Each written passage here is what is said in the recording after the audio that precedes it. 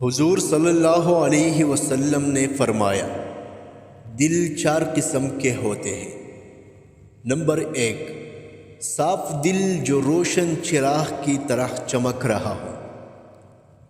دوسرے، وہ دل جو غلاف آلود ہو۔ تیسرے، وہ دل جو الٹے ہے۔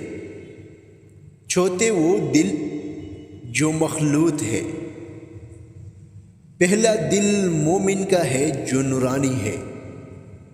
دوسرا دل کافر کا ہے جس پر پردے پڑے ہوئے ہیں۔ تیسرا منافق کا ہے جو جانتا ہے اور انکار کرتا ہے۔ چوتھا دل اس منافق کا ہے جس میں ایمان اور نفاق دونوں جمع ہے۔